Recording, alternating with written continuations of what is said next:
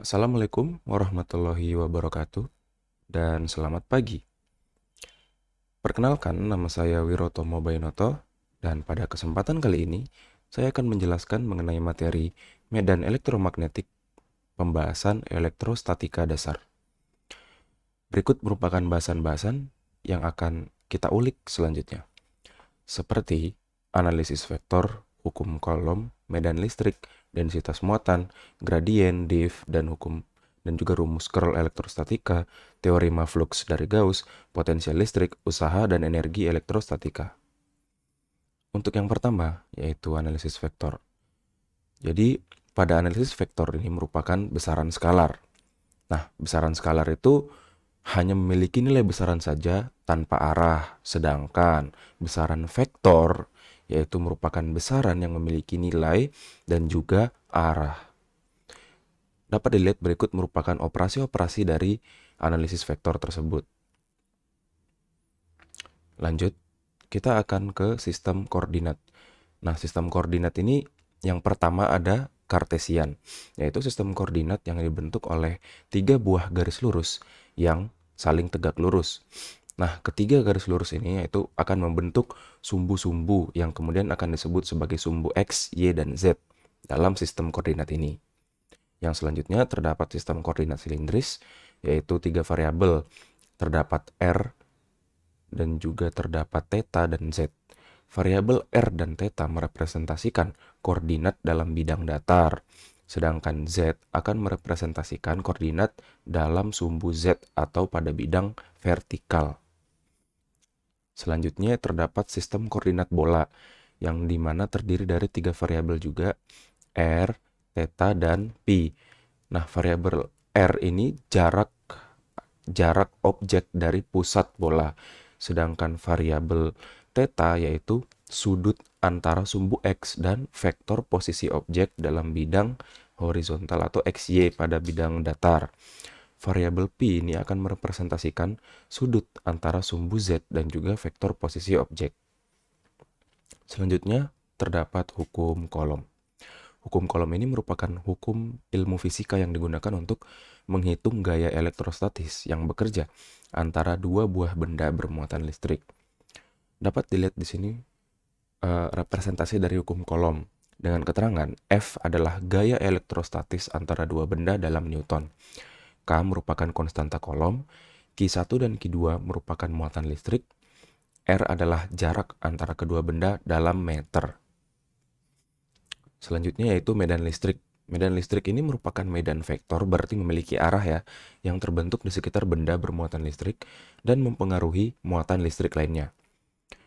Dapat dilihat juga representasi dari sebuah medan listrik dengan keterangan garis medan listrik keluar dari muatan positif ke arah muatan negatif.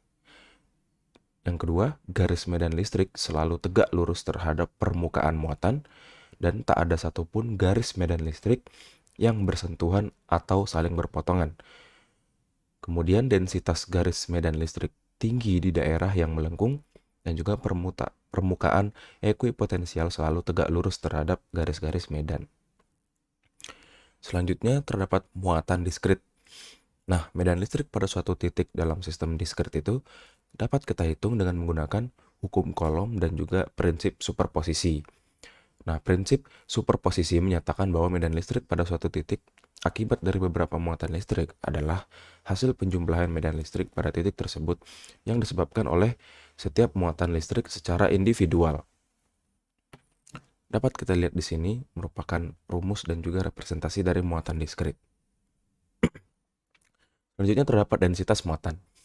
Nah, densitas muatan ini jumlah muatan listrik yang terdapat pada suatu area atau volume tertentu yang sering dilambangkan dengan huruf ρ dan dihitung sebagai rasio antara jumlah muatan listrik Q dan volume V atau luas A yang terlibat, sehingga dia memiliki satuan kolom per meter kubik atau juga dapat menjadi kolom per meter persegi. Dapat dilihat representasi dari densitas muatan dengan keterangan rapat muatan linear del lambda sama dengan Q per L. Q itu jumlah muatan, L itu panjang kawat.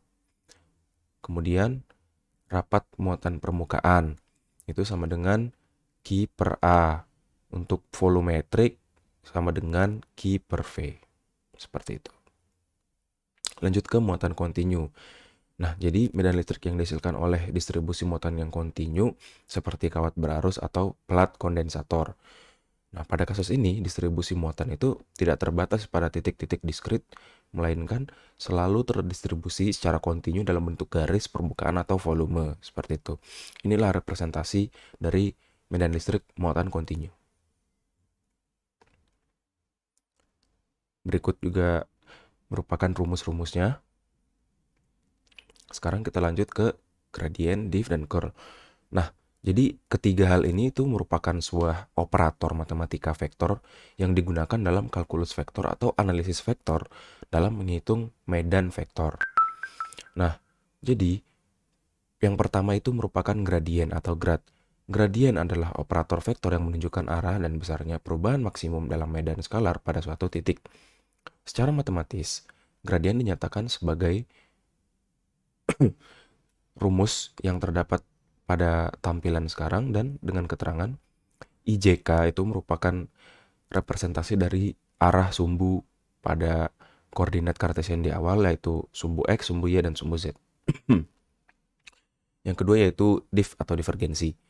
Nah, diff ini merupakan operator vektor yang mengukur seberapa banyak medan vektor yang muncul dari suatu titik dan dapat dinyatakan sebagai jumlah flux keluar dari permukaan kecil yang menutupi titik tersebut. Dapat dilihat di sini merupakan rumus matematis dari divergensi atau diff ini. Nah, selanjutnya merupakan curl. Curl ini adalah operator vektor yang mengukur rotasi atau putaran suatu medan vektor pada suatu titik. Dapat dilihat rumus matematisnya adalah seperti berikut dan sama bahwa IJK itu merupakan representasi dari sumbu X, Y, dan Z. Selanjutnya kita ke hukum flux Gauss. Nah, jadi salah satu hukum dasar elektrostatika itu merupakan hukum Gauss yang dimana hukum ini menghubungkan medan listrik dengan muatan listrik. Nah, jadi hukum flux Gauss ini menyatakan flux medan listrik yang melintasi sebuah permukaan tertutup itu sama dengan muatan listrik bersih yang terdapat di dalam permukaan tersebut dibagi dengan konstanta vakum epsilon 0. Dapat dilihat rumus dari flux Gauss atau hukum Gauss ini dengan keterangan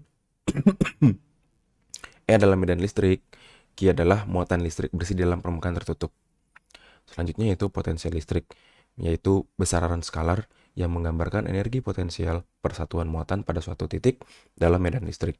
Jadi potensial listrik biasanya dilambangkan dengan huruf V atau dan diukur dalam satuan volt atau joule per coulomb. Selanjutnya yaitu usaha dan energi. Jadi energi potensial listrik dan energi kinetik dapat dilihat sebagai bentuk energi yang terkait dengan partikel bermuatan. Nah, untuk energi potensial listrik disimpan dalam sistem benda bermuatan.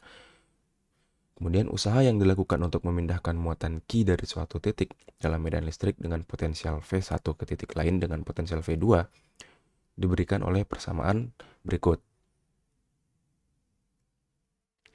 Jadi mungkin pada elektrostatika dasar hanya terdapat beberapa pembahasan tersebut dan untuk sisanya dapat kita pelajari sendiri melalui referensi-referensi buku yang ada. Mungkin cukup sekian. Terima kasih. Wassalamualaikum warahmatullahi wabarakatuh dan selamat pagi.